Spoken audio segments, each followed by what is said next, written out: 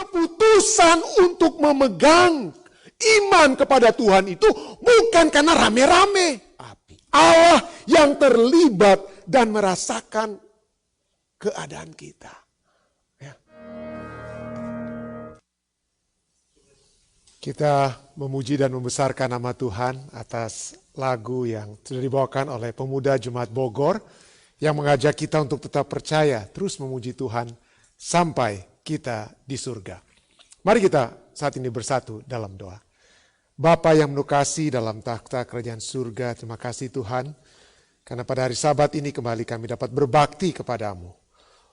Walaupun masih secara online, tetapi kami percaya ini akan segera berakhir, kami akan kembali berkumpul di gereja, dan walaupun kami akan tetap menyiarkan acara ibadah kami, tapi kami percaya satu persekutuan dengan umat-umat Tuhan yang lebih lengkap, tentunya akan membawakan sukacita kepada kami semua pada saat kami kembali dapat berbakti di gedung gereja ini. Terima kasih Tuhan, biarlah Engkau menuntun kehidupan kami, agar kami tetap setia selalu di dalam iman. Inilah doa dan permohonan yang hamba bawa Tuhan dalam nama Yesus Kristus dan Tuhan dan Juru Selamat tebus kami. Amin.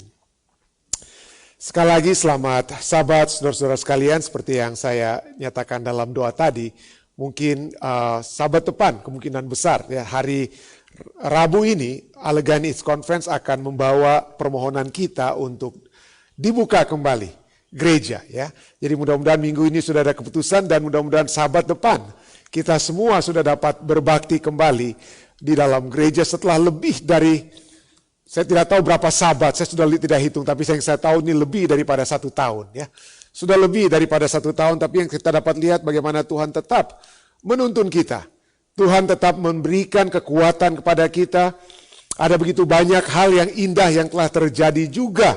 Walaupun di tengah-tengah pandemik, misalnya ada acara ibadah online yang Jemaat Fisdak dapat lakukan. Dan ada kaum wanita, ladies yang tadi telah memimpin pelajaran sekolah Sabat.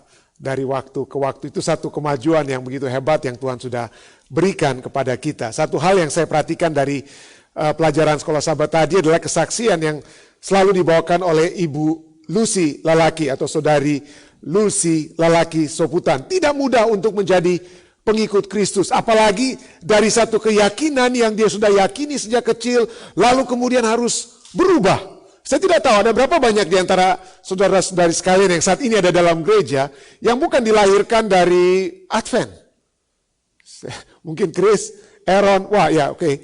Chris, Aaron, siapa lagi? Selain Lucy. Cuma 3 ya, karena saya harus iri dengan mereka. Kenapa saya katakan saya harus iri? Karena mereka harus bergumul. Mereka harus melawan mungkin ejekan orang. Saya waktu saya lahir, saya dibaptis, tidak ada yang ejek saya. Tidak ada yang menyepelekan saya. Tetapi bagi saudara-saudari kita ini, Lucy, Chris, dan Aaron, Anda akan melihat bagaimana keluarga, sahabat bisa kucilkan Anda. Ya, dan ini penuh dengan apa? Tantangan. Penuh dengan tantangan. Mungkin juga ketua Tilar mungkin ya. Bukan dilahirkan dari Advent ya, ketua Tilar juga.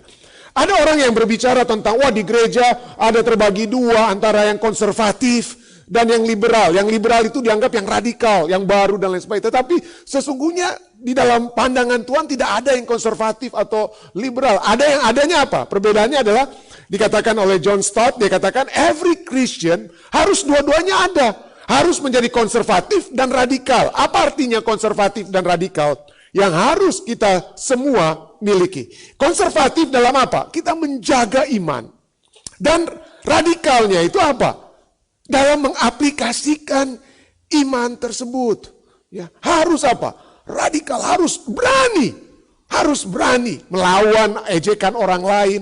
Bahkan juga mungkin melihat kekecewaan, karena seringkali pada saat yang saya sering dengar ya, pada saat Anda masuk dalam gereja Advent, wah semangat, tapi begitu Anda sering lihat, wih kayaknya ada yang berbeda, artinya yang sebelumnya saya tidak pikirkan ini ada dalam gereja Advent, tapi Anda pikir, wih kenapa ini dilakukan juga oleh orang-orang Advent, jadi seringkali kecewa. Seringkali kita memiliki hal-hal yang mengecewakan, yang tidak sesuai dengan apa keinginan kita. Jadi ada banyak hal, bukan hanya kecewa oleh sebab apa yang Anda lihat, tetapi juga apa yang Anda alami sendiri pada saat Anda berada di dalam kebenaran. Kecewa karena Kenapa keluarga, seperti saudari Lucy tadi katakan, keluarga sudah dicoba untuk dijangkau, tidak ada respons. Tidak ada respons. Sepertinya apa? Aduh, di mana hasil? Di mana aplikasi iman yang dapat kita miliki? Nah, pada sahabat ini kita akan mencoba menjawab pertanyaan bagaimana supaya kita dapat tetap mengaplikasikan iman secara radikal. Bagaimana kita supaya tetap kuat dalam iman. Walaupun kita menghadapi tantangan yang besar dari dalam diri kita, perasaan-perasaan diri kita, yang pada saat kita melihat hal-hal yang seakan-akan tidak sesuai, atau pada saat kita diperlakukan dengan tidak sesuai dari luar. Jadi bagaimana kita mencoba untuk mengaplikasikan iman, tetap dari dalam diri kita, dan apa yang terjadi kepada kita. Kita sudah belajar dari Daniel Fatsal 1, pelajaran yang pertama. Kita sudah pelajari Daniel Fatsal 2. Dan pada sahabat ini kita pelajari Daniel pasal yang ketiga. Dan kita coba melihat pekabaran, kita bukan melihat nubuatan. Fokus pelajaran kita sampai seri yang ke-6 bukan tentang nubuatan. Sekali lagi itu mungkin kita akan bahas di waktu yang lalu. Di waktu yang akan datang maksud saya. Tapi saat ini mari kita melihat kira-kira practical application. Aplikasi yang praktis dari kitab Daniel. Khususnya Daniel pasalnya yang ketiga. Mari kita mulai baca ayat 1 sampai dengan ketiga. Daniel 3 ayat 1 sampai 3. Raja Nebukadnezar membuat sebuah patung emas yang tingginya 60 hasta dan lebarnya 6 hasta. 6. Wah, jadi ada kata 6 digunakan 2 kali ya. 10 kali lebih tinggi daripada lebar ya tingginya. Lebarnya 6 hasta yang didirikannya di dataran Dura di wilayah Babel. Banyak orang berpikir di mana ini dataran Dura ini. Arti kata Dur dalam bahasa Aramaik kita sudah tahu. Ini sudah ditulis dalam bahasa Aramaik. Arti dari kata Dur artinya wall. Jadi adalah the plane of wall. Jadi ini kemungkinan besar adalah tembok luar dan tembok dalam.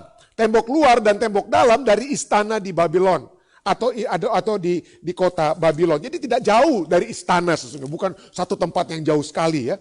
Tapi ada yang dataran tembok, artinya banyak orang bisa masuk di situ di dataran tersebut di antara dua tembok ini, tembok luar dan tembok dalam. Tetapi apa? Cukup luas untuk banyak orang datang ke situ. Ayat 2. Lalu Raja Nebukadnezar menyuruh orang mengumpulkan para wakil raja. Coba Anda lihat ini diulang-ulang sampai 3 kali dalam kitab Daniel Pasal 3 ya. Wakil raja itu dimulai dari yang tinggi. Petinggi mulai sampai dari tinggi sampai yang kecil ya. Menyuruh orang mengumpulkan para wakil raja, para penguasa, para bupati, para penasehat negara, para bendahara, para hakim, para ahli hukum, dan semua kepala daerah. Semua kepala daerah ini bukan hanya orang-orang yang berada dalam provinsi-provinsi di Babylon, tapi dari negara-negara lain, bangsa-bangsa lain yang sudah ditaklukkan dan diberikan di situ hanya apa? Ditaruh apa? Ditaruh raja dari negara-negara tersebut sebagai apa? Hanyalah mereka itu sebagai apa? Kepala daerah. Mereka bukan lagi Raja Yehuda. Ada Raja Yehuda yang datang saat ini. Yang juga apa? Yang kita akan tahu kisahnya dia juga akan menyembah patung tersebut. Raja daripada Daniel, misal Anania dan Azaria ya. Atau Sadrak, Mesak, dan Abednego. Lalu raja mengumpulkan mereka semua ya. Untuk apa? Kepala daerah. Untuk menghadiri pentabisan patung. Menghadiri pentabisan patung yang telah didirikannya. Patung siapa ini? Patung siapa ini? Kita sering dengar patung Nebukadnezar. Jadi ini mukanya Nebukadnezar ya. Mukanya siapa ini? Patung ini. Ini bukan patungnya Nebukadnezar, saudara. Nanti kita akan lihat dari konteksnya, kita seringkali melihat, wah ini wajahnya Nebukadnezar yang jadikan patung. Oh tidak, mari kita lihat konteksnya tadi. Kalau mau disembah itu Nebukadnezar, dia nggak perlu bikin patung. Dia berdiri saja, orang-orang disuruh sembah. Oke? Tetapi ini bukan patung, muka Nebukadnezar. Nanti kita akan lihat, konteksnya cukup jelas ya. Bukan patung Nebukadnezar. Tapi dikatakan apa? Patung yang didirikan oleh Raja Nebukadnezar. Patung emas Nebukadnezar. Ayat 3. Lalu berkumpullah para wakil raja, diulangi lagi. Para penguasa, para bupati, para penasihat negara, para bendahara, para hakim, para ahli hukum, dan semua kepala daerah untuk menghadiri pentabisan patung yang telah didirikan Raja Nebukadnezar tersebut. Diulang 2 kali. Patung yang tingginya berapa ini? 60 hasta. Kurang lebih berapa ini 60 hasta ini? 60 hasta itu kurang lebih 90 feet. 90 feet itu kurang lebih berapa meter? 30 meter. 30 meter. Kalau Anda bikin bangunan 30 meter berapa tingkat kurang lebih? Satu tingkat itu 3 meter. Jadi kalau 30 meter berapa tingkat ini gedung ini? Atau patung ini tingginya? Hanya patungnya aja. 10 meter. Patung ini tingginya 10 meter. 20 feet atau kurang lebih 6,1 meter lebih tinggi. Kalau patung Liberty itu kurang lebih 8 tingkat kalau dibuat bangunan ya. Patung Liberty itu cuma 8 tingkat. Ini 2 tingkat lagi di atas. Ya. Yang patung Liberty yang dari kaki, bukan dari pedestal, bukan dari dia punya tatakan ya. Tapi ini dia. Inilah patung tersebut. Patungnya siapa? Patung daripada Dewa Marduk. Ya, Dewa Marduk ya atau Bel dengan kata lain. Dan 60 kali 6, 60 tingginya itu 60 hasta, itu adalah simbol daripada Anu atau Chief God of Babylon. Jadi ini merupakan apa ya? Angka-angka semua ini bukan secara hanya literal, tetapi memiliki simbol. Ini dewa apa? Dewa Babylon dengan apa? Ukuran-ukuran Babylon. Saya sudah pernah bahas seminar tentang angka 666 tersebut. Itu berasal dari mana ya? Babylon ya, 60 menit. 1 jam, 1 menit 60 detik, itu dari Babylon semua, 360 derajat, itu semua ditemukan dari Babylon. Jadi pertama orang-orang dipanggil, semua dipanggil. Ayat 2, raja menyuruh orang mengumpulkan para wakil raja dan seterusnya, baru apa? Dikumpulkan. Ayat yang ketiga, lalu apa? Berkumpullah. Jadi tidak ada yang tidak datang. Semua orang-orang penting di seluruh wilayah kerajaan tersebut, itu datang berkumpul. Semua datang berkumpul. Kecuali siapa ya? Kecuali Daniel. Di mana Daniel? Ada yang katakan, Daniel ada satu, katakan Daniel ya. Kenapa sampai harus raja kumpulkan semua orang-orang dari seluruh kerajaannya? Karena ini kurang lebih, peristiwa ini terjadi kurang lebih. Ada yang katakan tahun ke-10 pemerintahan Raja Nebukadnezar. Jadi seperti tahun kedua masih ada orang yang suka merongrong kerajaan Babylon. Dan raja ini di tahun ke-10 itu dia sudah mengalahkan pemberontak. Jadi inilah saatnya dia ingin menguji orang-orang untuk apa? Datang, ikut perintahnya. Walaupun yang disembah itu Dewa Babylon, tetapi mereka semua apa? Ikut perintahnya dia. Dan pada saat itu ada yang katakan bahwa Daniel dikirim ke kerajaan-kerajaan lain untuk apa?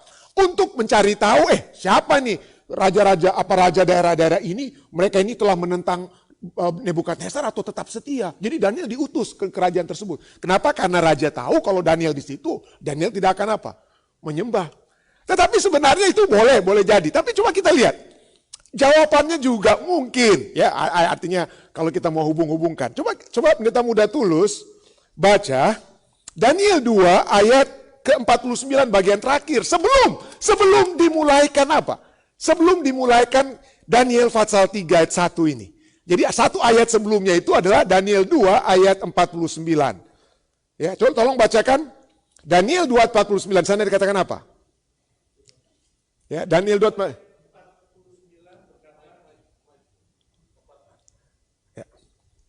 Atas permintaan Daniel, raja menyerahkan pemerintahan wilayah Babel itu kepada Sadrak, Mesak, dan Abednego, sedangkan Daniel sendiri tinggal di istana raja. Nah, jadi kurang lebih artinya ya, kemungkinan yang lain semua ke lembah Dura, di mana si Daniel? Kemungkinan ya, selain dia mungkin ada kemungkinan dia pergi ke negara-negara, dia jaga di mana? Jaga di istana dia. Dialah satu-satunya yang dipercaya untuk menjaga apa? Istana raja, sementara yang lain apa? Keluar untuk menyembah ya. Itu anyway itu bukan satu hal yang penting di mana Daniel itu tidak penting ya. Yang penting di sini di mana apa ya? Di apa yang terjadi di Daniel pasal 3 ini, di mana Allah dan apa yang terjadi. Tapi kita lihat sini ya. Jadi di Daniel Raja Nebukadnezar dalam Daniel pasal 3 mendirikan patung emas. Dari mana dia dapat ide untuk mendirikan patung emas? Siapa yang kasih tahu dia? Tidak ada yang kasih tahu dia selain mimpi dari Daniel, mimpi Raja Nebukadnezar di Daniel pasal 2 kan kita sudah bahas waktu lalu ya. Jadi dia telah mendengar tentang interpretasi mimpi yang Daniel sudah nyatakan dalam Daniel pasal 2 ya. Tapi coba kita lihat, ada yang bedanya. Apa bedanya antara patung dalam mimpinya dengan apa yang dia buat? Di dalam mimpinya, yang emas itu hanya kepala, emas itu hanyalah apa? Kerajaan Babylon. Lalu kemudian Daniel sudah katakan diganti oleh kerajaan ini, diganti kerajaan tembaga dan lain sebagainya, seru sampai apa. Jadi dia sudah tahu apa yang Tuhan sudah tetapkan. Apa yang Tuhan sudah tetapkan. Tapi inilah seorang raja yang sama seperti kita. Kita pikir, waduh, Nebukadnezar ini memang gak mau dengar dengan firman Tuhan. Jangan hanya salahkan Nebukadnezar. Kadang-kadang mungkin saudara dan saya, kita juga tidak mau dengar. Firman Tuhan sudah bilang A, kita maunya B. Ya, di dalam Daniel 2:44 sudah dikatakan, tetapi pada zaman raja-raja, Daniel katakan, Allah semesta alam, Allah semesta langit akan mendirikan suatu kerajaan yang tidak akan binasa selama-lamanya. Dia sudah tahu, Raja Nebukadnezar sudah dengar, setelah kerajaan emasnya di kepala, akan muncul kerajaan lain, sampai kerajaan batu. Dan hanya kerajaan batu itulah yang akan berdiri untuk selama-lamanya menurut Daniel 2 ayat 44. Tetapi sekarang dalam Daniel 3 ayat 1, Raja Nebukadnezar ingin menentang apa yang Allah sudah katakan. Dia ingin membalikkan atau membajak rencana Allah untuk kemasyhuran dirinya sendiri, untuk kemauan dirinya sendiri. Ia ingin kerajaannya itulah yang tidak akan binasa, bukan kerajaan yang didirikan oleh Allah. Dengan kata lain, dia ingin mengontrol masa depannya. Dia ingin mengontrol sendiri kehidupannya, gantinya bergantung sepenuhnya kepada apa yang Allah sudah nyatakan. Mari kita terus baca ayat keempat. Ayat 4. Dan berserulah seorang bentara dengan suara nyaring. Beginilah dititahkan kepadamu, hai orang-orang dari segala bangsa, suku, bangsa, dan apa?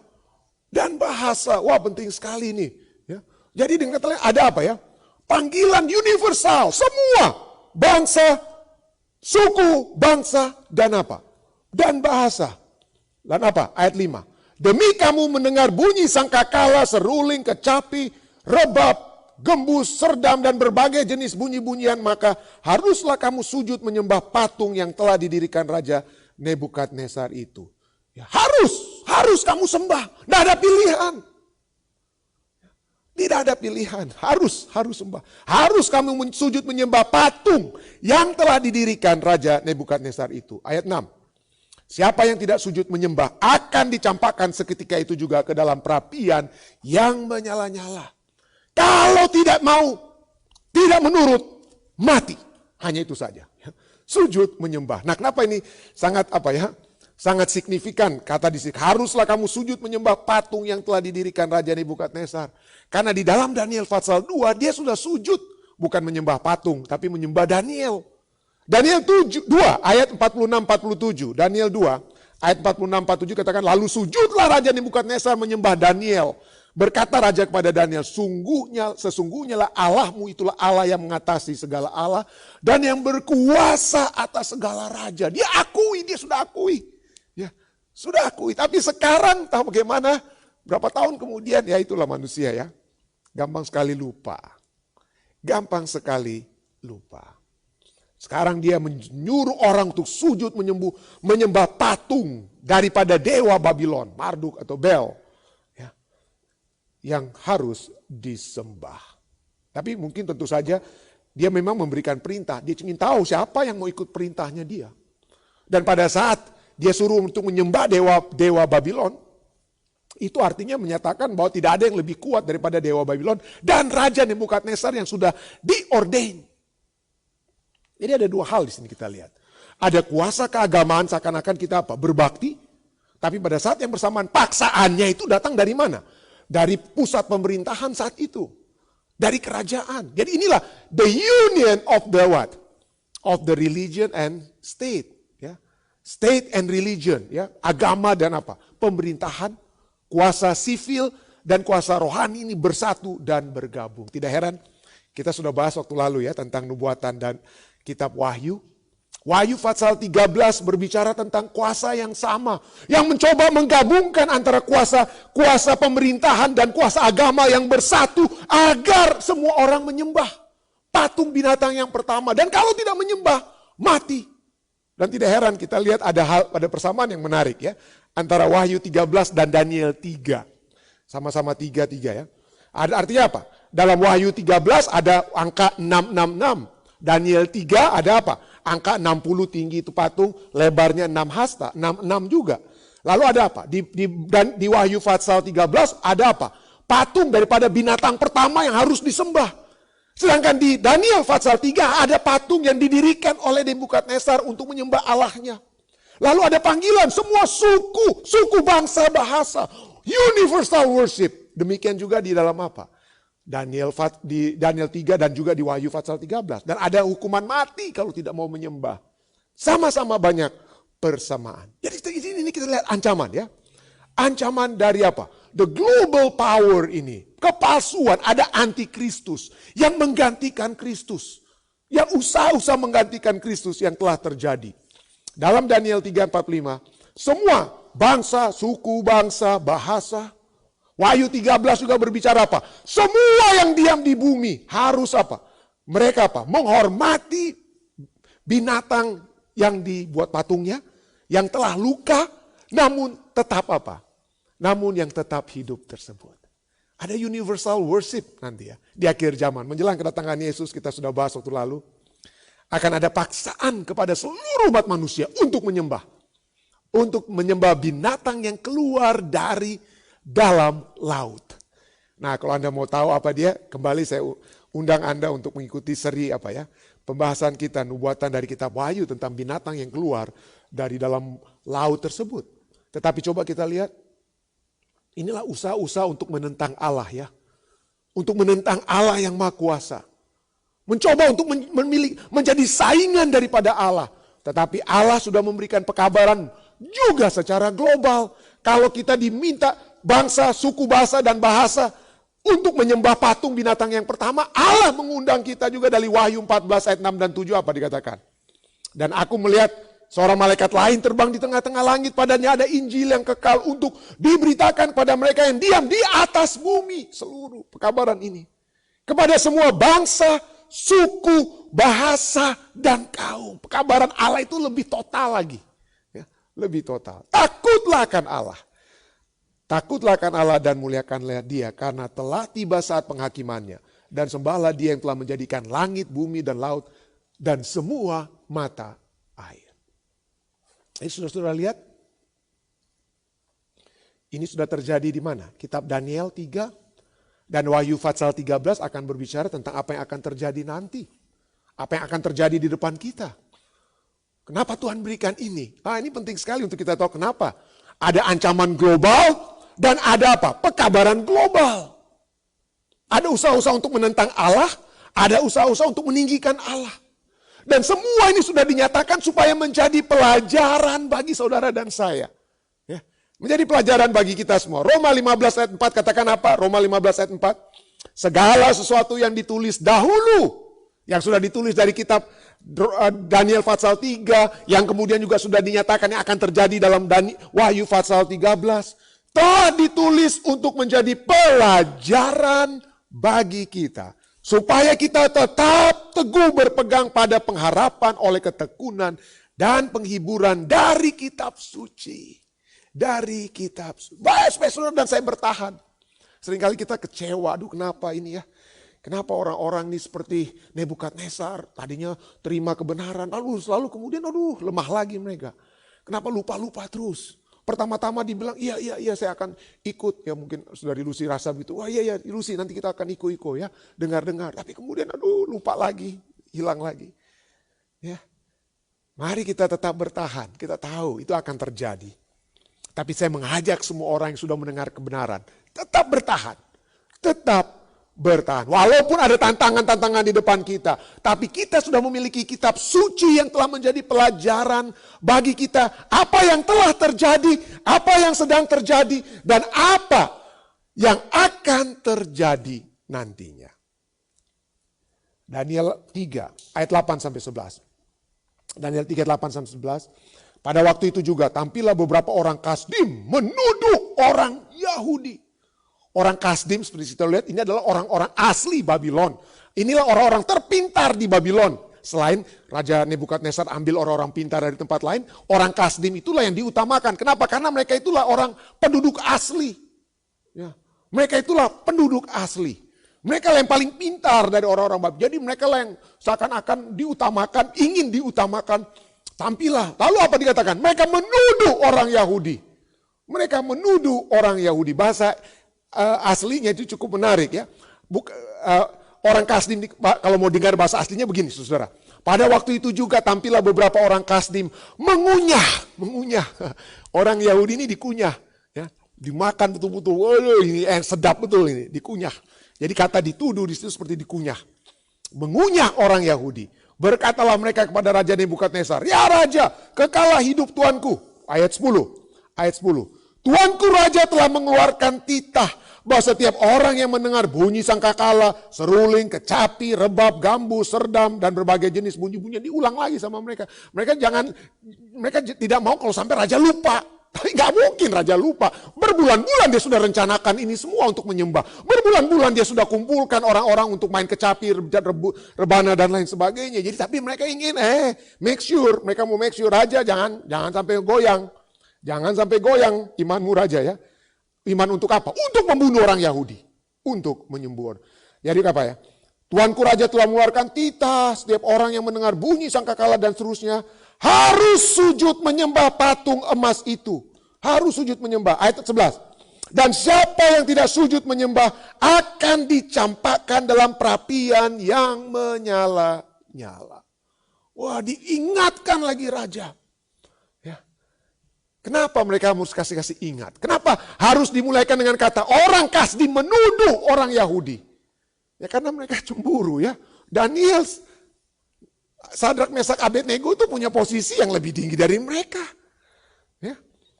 Dan mereka ingin memastikan orang Yahudi itu punah. Makanya orang-orang Yahudi zaman sekarang ini mereka tidak heran kalau mereka selalu diusahakan untuk mati terus, di Holocaust terus ya.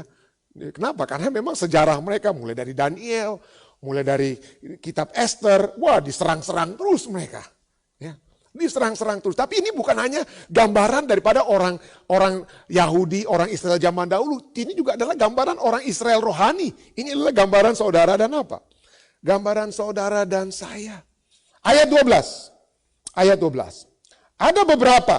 Ada beberapa orang Yahudi yang kepada mereka telah Tuanku berikan pemerintahan atas wilayah Babel, yakni Sadrak, Mesak, dan Abednego. Orang-orang ini tidak mengindahkan titah Tuanku, ya Raja. Mereka tidak memuja dewa Tuanku dan tidak menyembah patung emas yang telah Tuanku dirikan. Nah inilah sebabnya saya katakan apa? Saya katakan tadi ini wajah di patung itu bukan wajah daripada Nebukadnezar. Kenapa? Ayat ini katakan apa? Mereka tidak apa?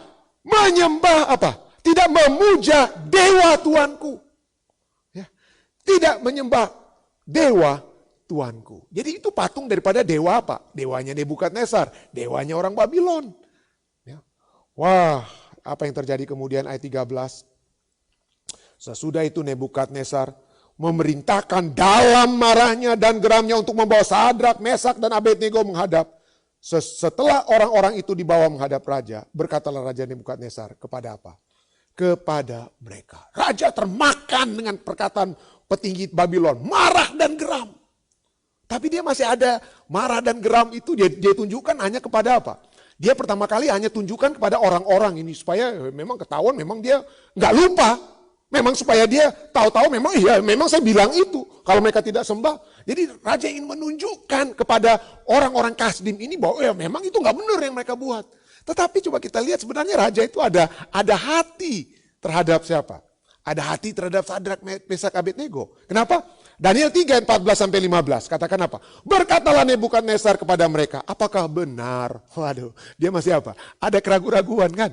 Kenapa dia harus sudah marah dan geram kalau dia sudah pasti? Tidak, dia cuma jangan sampai kehilangan muka di hadapan orang Kasdim. Dia kelihatan marah dan geram. Tetapi di depan Sadrak, Mesak, Abednego apa yang dia buat? Apakah benar? Hai Sadrak, Mesak, dan Abednego, bahwa kamu tidak memuja dewaku. Yang kamu puja siapa? Dewaku, bukan memuja aku ya. Bahwa kamu tidak memuja dewaku dan tidak menyembah patung emas yang kudirikan itu. Ayatnya yang ke-15. Sekarang jika kamu bersedia, waduh, seakan-akan ada permohonan sedikit ya. Ya, jika kamu bersedia, bahasa Inggrisnya mungkin lebih tepat mungkin ya, kadang-kadang apa ya? If you are ready, kalau kamu sudah siap. Ya mungkin kamu tidak siap tadi ya. Tadi waktu itu mungkin kamu lagi udah ada sakit kaki, jadi nggak sempat jongkok, nggak sempat. Ya waktu itu oke lah, saya maafkan kamu. Raja memberikan kesempatan kepada mereka. Jika kamu bersedia. Jika kamu bersedia. Kalau kita kan bisa jawab ya, enggak, saya enggak bersedia Raja. Ya kacau kan, tapi bukan itu poinnya. If you are ready, I'm giving you second chance, dengan kata lain. Kalau kamu mendengar bunyi sangkakala, seruling, kecapi, rebab, gambu, serdam, dan berbagai jenis bunyi-bunyian, sujudlah menyembah patung yang kubuat itu. Tetapi jika kamu tidak menyembah, kamu akan dicampakkan seketika itu juga dalam perapian yang menyala-nyala. Dan ini pertanyaannya, akhirnya Raja katakan apa? Dewa manakah yang dapat melepaskan kamu dalam tanganku? Ini bukan pertanyaan, tapi itu rhetorical question. Artinya Raja bilang, siapa yang bisa lepaskan kamu? Ini nyala-nyala, ini api sudah menyala ini. Siapa yang bisa melepaskan kamu? Tapi Raja masih coba untuk apa? Memberikan kesempatan. Ya. Raja ingin memberikan kesempatan kepada mereka. Nah, saya tidak tahu. Kalau kita lihat di gambar-gambar sering kita lihat Sadrak, Mesak, Abednego itu berdiri bersama-sama ya. Tapi kalau saya pikir-pikir, saya cuma membayangkan ya, mereka kan punya kepala-kepala pemerintahan di Babylon. Biasanya di zaman dahulu mereka itu pada saat mereka berkumpul seperti barisan 17 Agustus Indonesia itu, pasukannya masing-masing itu berdiri dengan apa? Pasukannya masing-masing. Jadi mereka bukan bersama-sama berdiri, tidak. Mereka adalah kepala-kepala pemerintahan, jadi mungkin Sadrak, Mesak, Abednego itu mewakili departemen-departemen di pemerintahan yang berbeda. Jadi mereka itu bukan berdiri bertiga, gampang kita. Kalau artinya kalau diminta, pendeta Rantung coba sembah binatang ini. Kalau saya berdiri sendirian mungkin tapi kalau saya ada ketua tilar, ada ketua lelaki sama-sama berdiri, ada kekuatan ya. Mungkin kita begitu. Tetapi kalau kita lihat, kalau dikatakan oleh Alkitab bahwa mereka itu adalah kepala-kepala pemerintahan, kemungkinan besar mereka itu tidak bersama-sama waktu mereka berdiri. Jadi dengan kata lain, keputusan untuk memegang iman kepada Tuhan itu bukan karena rame-rame. Bukan karena mereka bersama-sama. Mereka berada dalam apa? Kelompok mereka, pemerintahan mereka masing-masing, lalu mereka apa? Tetap saja mereka apa? Berdiri. Tidak mau apa?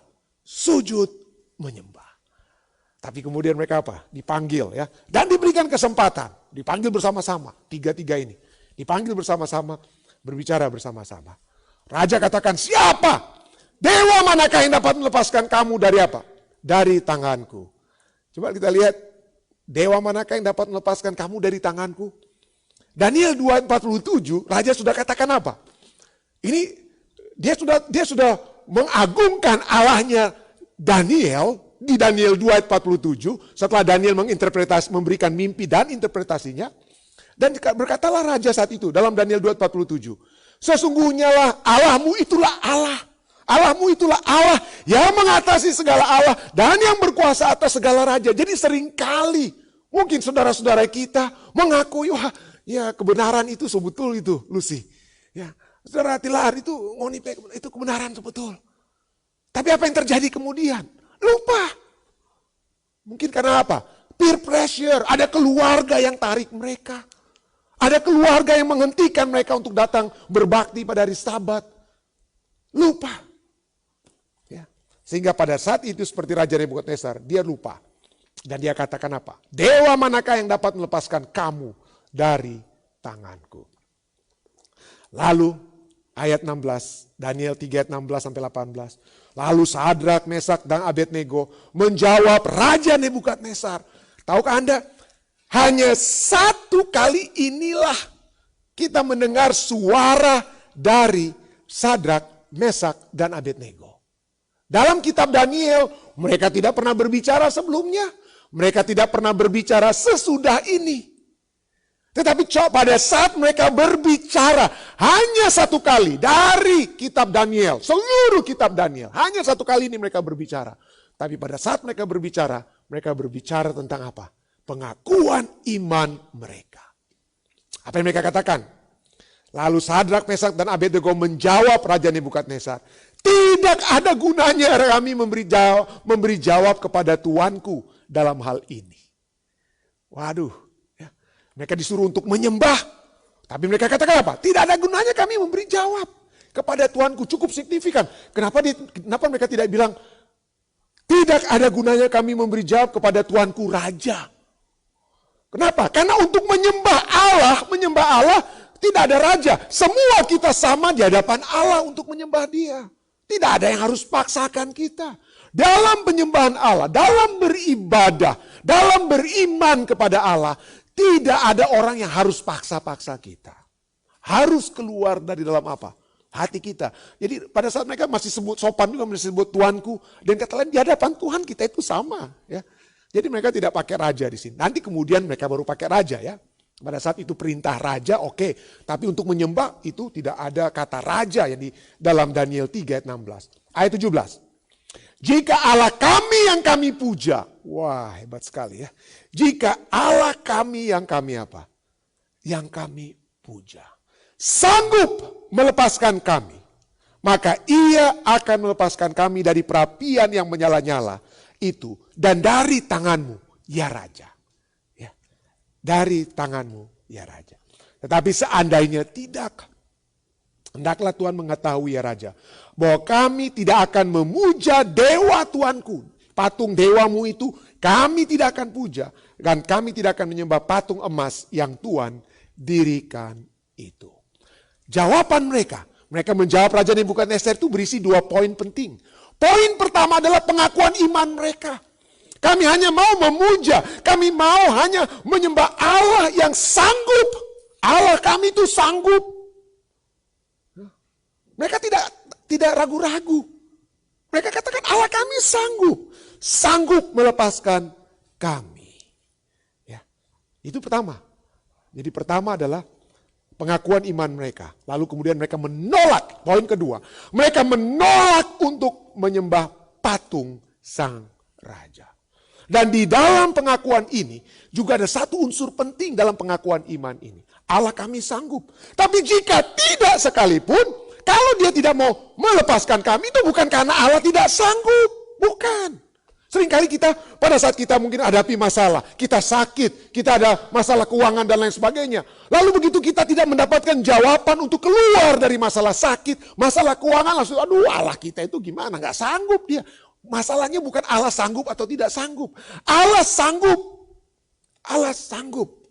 Tapi poinnya adalah apakah Allah mau atau tidak mau. Dan kalau Allah mau atau tidak mau itu karena Allah tahu yang terbaik yang akan terjadi. Kalau dia lepaskan kita atau tidak lepaskan kita. Allah tahu yang terbaik. Hanya dia yang tahu. Dan inilah keyakinan yang dinyatakan oleh Sadrak, Mesak, dan Abednego. Yang mana kalau Tuhan selamatkan dia sanggup, kalau tidak itu urusan Tuhan. Tuhan tahu, dia tahu apa yang akan terjadi nantinya. Dia adalah Alfa dan Omega. Rancangan Tuhan itulah yang terbaik. Rancangan Tuhan itulah yang apa? Terbaik. Seringkali mungkin kita berpikir Tuhan saya sakit ini. Saya ingin sembuh. Tuhan dapat sembuhkan kita. Tetapi Tuhan tahu ada yang lebih penting daripada hanya kesembuhan dari sakit. Yang mungkin yang dia inginkan adalah kita dapat bersama-sama mungkin dalam kerajaannya. Itu bukan mungkin ya, tapi itulah yang utama ya. Dia ingin agar kita terlepas daripada tubuh maut ini, diubahkan dan di dalam kerajaannya kita tidak akan lagi ada penyakit. Jadi keselamatan kekal itu lebih daripada kesembuhan. Keselamatan kekal lebih penting bagi Allah daripada apa? Kesembuhan. Jadi Allah dapat menyembuhkan, Allah dapat mengeluarkan saudara dan saya dari masalah. Tapi jika tidak, Allah tahu apa yang terbaik. Dan ini yang diyakini oleh Sadrak, Mesak, dan apa? Sadrak, Mesak, dan Abednego. Dari kata-kata mereka, saudara-saudara, dari apa yang dikatakan oleh Sadrak, Mesak, dan Abednego ini, kita dapat mempelajari 2 poin utama. Rahasia supaya kita tetap kuat. Rahasia supaya kita tetap setia. Rahasia kesetiaan. Apa itu? Ada 2 poin saja yang kita akan lihat ya. Pertama, untuk tetap setia. untuk tetap bertahan, untuk tetap apa? Memiliki pengakuan terhadap Allah yang Maha Kuasa. Kita harus mengenal siapa Dia. Kita harus mengenal dekat Allah kita. Itulah Daniel 3:17 katakan, mereka katakan apa? Allah kami yang kami puja. Nah, dari mana saya bisa berikan satu poin mengenal dekat Allah? Ya. Karena mereka tidak katakan Allahnya Daniel. Mereka tidak katakan Allahnya Abraham. Mereka tidak katakan Allahnya pendeta rantung. Mereka katakan Allah kami. Allah yang kami. Allah yang saya kenal. Dan di dalam Alkitab kita juga bisa melihat bagaimana contoh-contoh orang yang progres. Dia berpindah dari pemahamannya tentang Allah itu dari Allah yang mereka dengar. Allahnya Abraham, Allahnya Ishak, Allahnya pendeta rantung, Allahnya menjadi Allah saya, Allah kami. Contohnya Yakub waktu dia melarikan diri ya. Dia tipu kakaknya, dia tipu ayahnya. Lalu dia lari dari rumah karena dikejar-kejar kakaknya mau dibunuh dan lain. Dia tiba di satu tempat, dia tidur, dia taruh batu untuk menjadi tempat tidur. Dia dapat mimpi, ya, malaikat Tuhan naik turun naik dari atas surga, ya. Lalu kemudian pada saat dia bangun, dia apa? Dia berkati tempat tersebut, ya, dia minyaki batu tersebut. Lalu dalam Kejadian 28 ayat 13 sampai 15 katakan apa di sana? Kejadian 28 ayat 13 sampai 15. Berdirilah Tuhan di sampingnya dan berfirman. Ini kata Tuhan. Akulah Tuhan, Allah Abraham, nenekmu, dan Allah Ishak. Tanah tempat engkau berbaring ini akan kuberikan kepadamu dan kepada keturunanmu. Keturunanmu akan jadi banyak dan lain sebagainya. Ayat 15. Sesungguhnya aku menyertai engkau, aku akan melindungi engkau, kemanapun engkau pergi, aku akan membawa engkau kembali ke negeri ini, sebab aku tidak akan meninggalkan engkau, melainkan tetap melakukan apa yang kujanjikan kepadamu. Allah katakan, aku ingin dekat dengan kamu. Tapi bagaimana dengan Yakub? Sebelum peristiwa ini dia tidak dekat dengan Tuhan.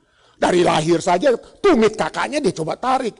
Ya, dia tipu ayahnya, dia tipu kakaknya, dia lari diri. Tuhan itu tidak ada kata Tuhan yang muncul dalam mulut Yakub sebelum peristiwa di Betel ini.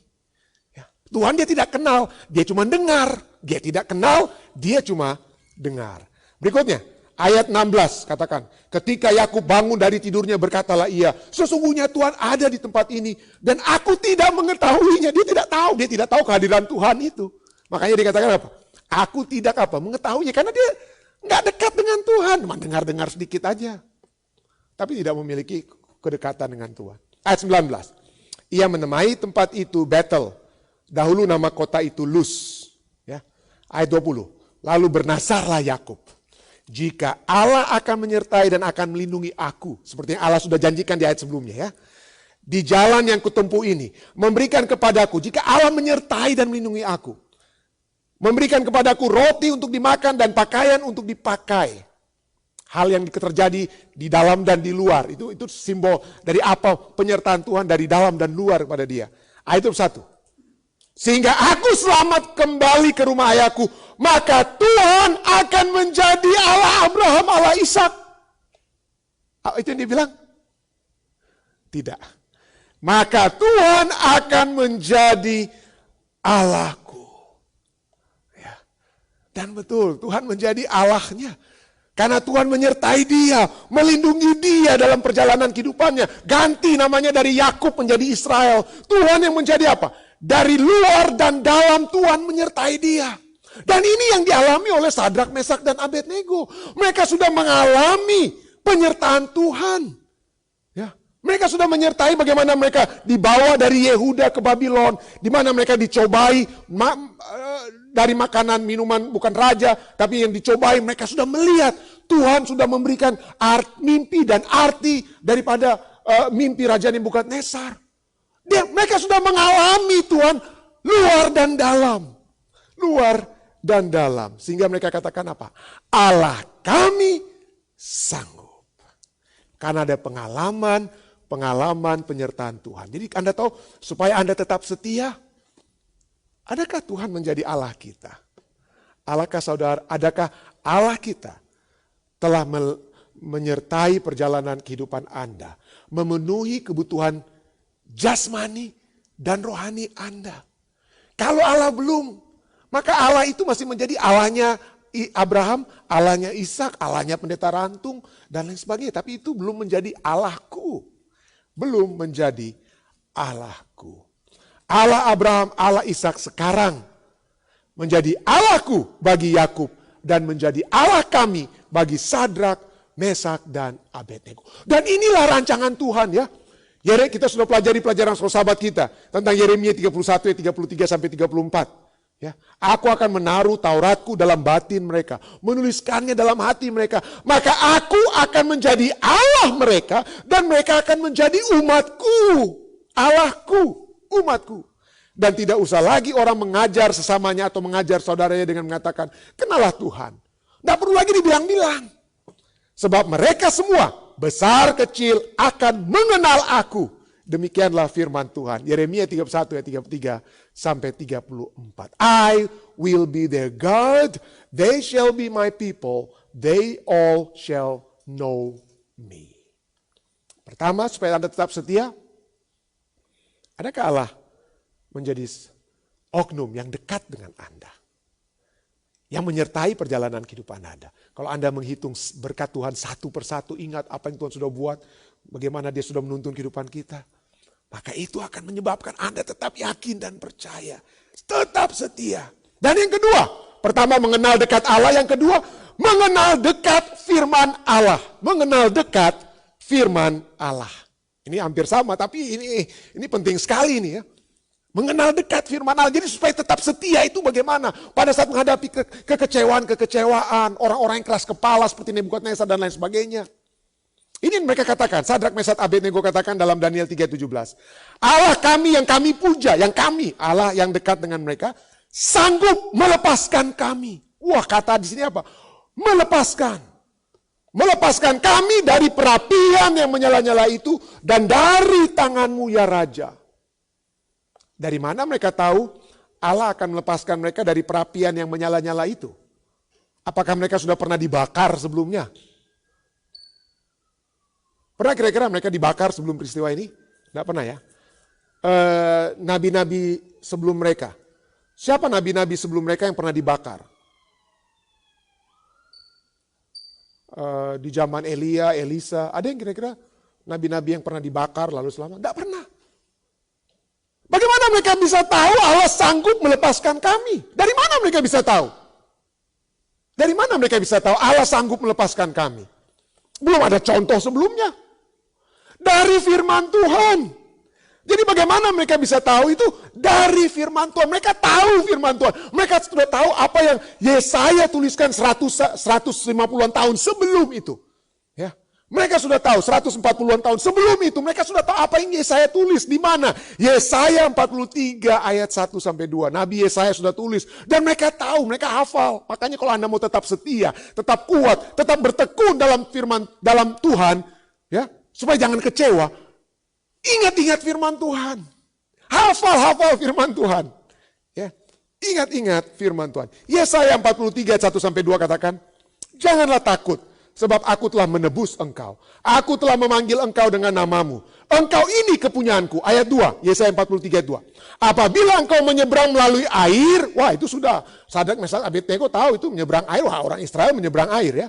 Apabila engkau menyeberang air, aku akan menyertai engkau. Atau melalui sungai-sungai, wah orang Israel juga menyeberangi sungai Yordan. Jadi sudah pernah ada pengalaman. Karena pengalaman itu, apa yang kemudian katakan apa? Yesaya katakan apa? Atau melalui sungai-sungai, engkau tidak akan dihanyutkan. Nah ini dia, ayat 2 bagian akhir katakan apa? Apabila engkau berjalan melalui api. Ini belum pernah terjadi kepada orang Israel sebelumnya. Apabila engkau berjalan melalui api, engkau tidak akan dihanguskan dan nyala api tidak akan membakar engkau. Kalau Tuhan melepaskan orang Israel dari zaman dulu, maka Tuhan juga sanggup melepaskan kami saat ini. Dengan kata lain, Sadrak, Mesak, Abednego dengan kata lain katakan, Allah sanggup melepaskan kami dari api, kami tidak akan hangus, api tidak akan membakar kami.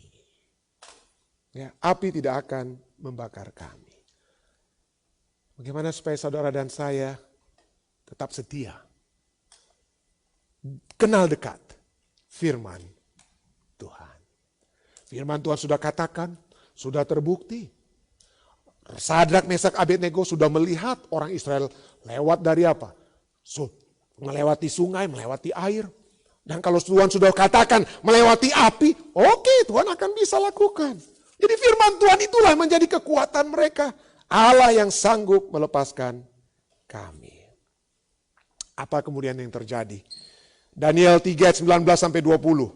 Daniel 3 ayat 19-20. Pada saat Sadrak, Mesak, Abednego berbicara seperti itu, ayat 19 katakan apa? Maka meluaplah kegeraman Nebukadnezar. Waduh, meluap. Ya. Meluap kegeraman. Tadinya dia cuma marah dan geram di hadapan para pemimpin. Di Daniel 3 ayat 13. Ya, dia cuma marah dan geram, tapi sekarang lebih meningkat di hadapan Sadrak, Mesak, dan Abednego. Maka meluaplah kegeraman Nebukadnezar. Air mukanya berubah. Tadinya mungkin dia masih berharap, kalau bisa ya, tolong ya, jongkok sedikit, pura-pura aja betulin sepatu ya supaya tunduk aja. Supaya kamu tidak dituduh oleh ini orang-orang Kasdim. Habis sekarang air mukanya berubah terhadap Sadrak, Mesak, dan Abednego. Pandangannya berubah. Lalu diperintahkannya supaya perapian itu dibuat 7 kali lebih panas daripada yang biasa. Itu bukan berarti mereka hitung berapa kali panas itu. Artinya sangat panas, sangat panas. Bahkan kepada beberapa orang yang sangat kuat dari tentaranya dititahkannya untuk diikat mereka. Sadrak, Mesak, Abednego dan mencampakkannya ke dalam perapian yang menyala-nyala itu. Ayat 21-23. Lalu diikatlah ketiga orang itu dengan jubah, celana, topi, dan pakaian-pakaian mereka yang lain. Dan dicampakkan ke dalam perapian yang menyala-nyala. Karena titah raja itu keras, dipanaskanlah perapian itu dengan luar biasa. Sehingga nyala api itu membakar mati orang-orang yang mengangkat Sadrak, Mesak, dan Abednego itu ke atas. Tetapi ketiga orang itu, yakni Sadrak, Mesak, dan Abednego, jatuh ke dalam perapian yang menyala-nyala itu dengan terikat, cuma jatuh. Tidak dibilang mati, yang lempar mati. Ya, yang lempar mati. Tapi mereka ingat, saya tekankan kata terikat ya. Apa yang terjadi kemudian? Ayat 24 dan 25. Kemudian terkejutlah Raja Nebukadnezar. Ayat 24-25. Kemudian terkejutlah Raja Nebukadnezar, lalu bangun dari tempat duduknya. Tadinya mungkin dia sedang mau menikmati, ini ada yang mati ini, mungkin sambil makan popcorn atau apa ya. Tapi kemudian dia bangkit. Terkejutlah Raja Nebukadnezar lalu bangun. Dengan segera berkatalah ia kepada menterinya, bukankah 3 orang yang telah kita campakkan dengan terikat ke dalam api itu? Jawab mereka pada Raja, ya benar Raja. Iya benar Raja. Lalu katanya ayat 25. Tetapi ada 4 orang kulihat berjalan-jalan dengan bebas di tengah-tengah apa? Api itu. Mereka tidak terluka dan yang keempat itu rupanya seperti anak dewa. Ada 3 mujizat di sini. Ada 3 mujizat. Yang pertama, mereka masuk terikat. Apa yang terjadi kemudian mujizatnya? Di dalam mereka apa? Tidak terikat. 3 yang masuk, 4 yang apa? 4 yang kelihatan. Ya, 4 yang kelihatan. Dan mereka apa? Tidak apa? Dibakar tetapi tidak apa? Tidak terluka. 3 mujizat. Dan yang keempat itu seperti anak dewa. Bahasa Inggris, a son of the gods. Tapi New King James Version tuliskan the son of God. The son of God. Jadi anak Allah ya. Kalau orang-orang Yahudi ya mereka katakan Gabriel karena mereka pikir wah enggak ada itu anak Allah, orang Yahudi tidak terima adanya anak Allah ya. Jadi orang Yahudi di Talmud katakan itu malaikat Gabriel. Tapi ayat ini dengan jelas katakan apa? Seperti anak dewa. Like the son of God. Dalam dapur api. Kita kadang-kadang berdoa, Tuhan, lepaskan saya dari dapur api ini. Lepaskan saya dari dapur masalah ini. Lepaskanlah saya dari dapur penderitaan ini. Tapi kadang-kadang Tuhan tidak lepaskan Anda. Kenapa? Karena dia ingin bersama-sama dengan Anda di dalam dapur tersebut. Allah kadang-kadang tidak menyelamatkan kita dari jauh. Dia bisa saja dari atas surga dia lihat. Jangan sampai terbakar. Oh Allah, dia ngomong sedikit. Tidak ada yang terbakar di bawah. Bisa. Tapi pada saat itu dia tidak hanya berkata, dia hadir di dalam dapur api. Allah yang terlibat dan merasakan keadaan kita. Ya. Saya seringkali memberikan cerita tentang Elie Wiesel. Ya. Elie Wiesel di kamp konsentrasi. Dia di kamp konsentrasi Jerman. Elie Wiesel ini ditawan situ bersama-sama. Satu hari ada seorang anak yang bersama dengan 4 pria dewasa digantung. Kenapa? Karena mereka ingin melarikan diri dari kamp konsentrasi itu. Jadi 4 orang dewasa itu digantung. Pas digantung cepat mereka mati. Tergantung melihat-lihat mati. Tapi anak ini karena kecil, karena dia ringan. Wah, dia menggeletar-geletar. Enggak mati-mati. Lama sekali dia matinya. Tapi kemudian mati juga. Itu anak kecil itu ya. Jadi sedih sekali orang-orang Yahudi di kamp konsentrasi itu. Lalu ada yang bertanya, di mana Tuhan? Di mana Tuhan? Kenapa anak kecil ini dibiarkan mati begitu? Menggeliat-geliat di tiang gantungan. Lalu ya, Elie Wiesel juga bertanya seperti itu. Di mana Tuhan? Dia berbisik, where is God? Di mana Tuhan? Lalu ada suara orang di belakangnya. Tuhan ada di situ. Tuhan tergantung bersama-sama dengan anak tersebut. Ya. Tuhan tergantung bersama-sama dengan anak tersebut. Daniel 3 ayat 26 dan 25. Ayat 26 dan 27. Bukan ayat 26 dan 25 tapi ayat 26 dan 27. Lalu Nebukadnezar mendekati pintu perapian yang menyala-nyala itu, berkatalah ia, Sadrak, Mesak dan Abednego, hamba Allah yang Maha Tinggi, keluarlah dan datanglah kemari. Lalu keluarlah Sadrak, Mesak dan Abednego dari api itu. Ayat 27, Daniel 3:27. Dan para wakil raja, para penguasa, para bupati dan para menteri raja datang berkumpul. Mereka melihat bahwa tubuh orang-orang itu tidak mempan oleh api itu. Bahwa rambut di kepala mereka tidak hangus, jubah mereka tidak berubah apa-apa. Kenapa rambut dan jubah disebutkan? Karena rambut dan jubah itu yang paling gampang terbakar. Mereka cium, tidak ada.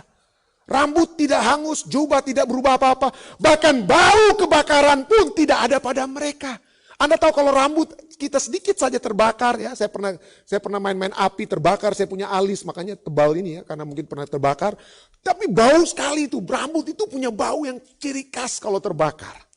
Tapi bau kebakaran pun apa? Tidak ada. Ya, tidak ada. Hasil daripada peristiwa ini adalah Allah yang dimuliakan. Daniel 3:28-30 katakan apa? Berkatalah Nebukadnezar di Daniel 3:28-30.